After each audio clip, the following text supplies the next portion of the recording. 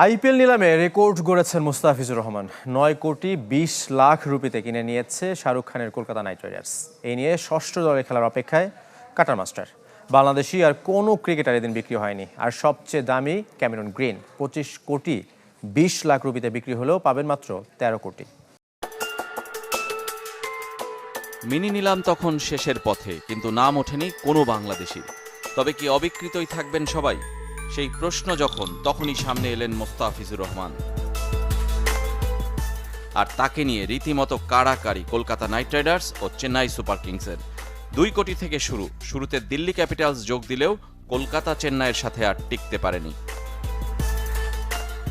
লাখ কোটিতে মুহূর্তে মুহূর্তে বাড়তে থাকে কাটার মাস্টারের দাম। শেষ পর্যন্ত জয় কেকেআরের। সাকিব মাশরাফির পর তৃতীয় বাংলাদেশি হিসেবে শুধু পারফর্মারই নয়, কেড়ে নিয়েছে পুরো বাংলাদেশের আগ্রহ, আকর্ষণ। রেকর্ড 9 কোটি 20 লাখ রুপি উঠেছে মোস্তাফিজের দাম। ভেঙেছেন নিজের রেকর্ড নিজেই।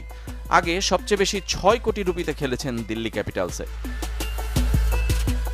মোস্তাফিজের 6 নম্বর দল এটি। হায়দ্রাবাদ দিয়ে শুরু, রাজস্থান, মুম্বাই, দিল্লি, চেন্নাই জার্সিতে মাতিয়েছেন আইপিএল। মোস্তাফিজের মূল্য উঠে এসেছে মিনি নিলামের সেরা 5 পারিশ্রমিকের তালিকায়, যার 3 জনই বিদেশি, 3 জনের গন্তব্যই কলকাতা। সবার উপর ক্যামেরন গ্রিন। অস্ট্রেলিয়ান ক্রিকেটারকে 25 কোটি 20 লাখ রুপিতে নিয়েছে কলকাতা, যদিও গ্রিন পাবেন মাত্র 13 কোটি। কেননা আইপিএলের 2 নিয়ম, যেখানে কোনো বিদেশি পাবে না 18 কোটির বেশি। আরেক নিয়মে ওই দলের ভারতীয় ক্রিকেটারদের সর্বোচ্চ পারিশ্রমিককেও টপকে যেতে পারবে না কেউ। সেই হিসেবে কলকাতার দামি ক্রিকেটার রিঙ্কু সিং এর পারিশ্রমিক 13 কোটি, তাই গ্রিনও পাবেন সমান 13 কোটি। বাকি 12 কোটি 20 লাখ রুপি যাবে ভারতীয় ক্রিকেট বোর্ডের ক্রিকেটার্স ওয়েলফেয়ার ফান্ডে। এবারের নিলামে নজর কেড়েছেন 2 নবাগত কার্তিক শর্মা ও প্রশান্ত ভীর।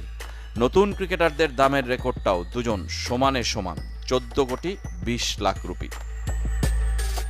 সবচেয়ে বেশি 65 কোটি রুপি নিয়ে নিলাম শুরু করে কলকাতা।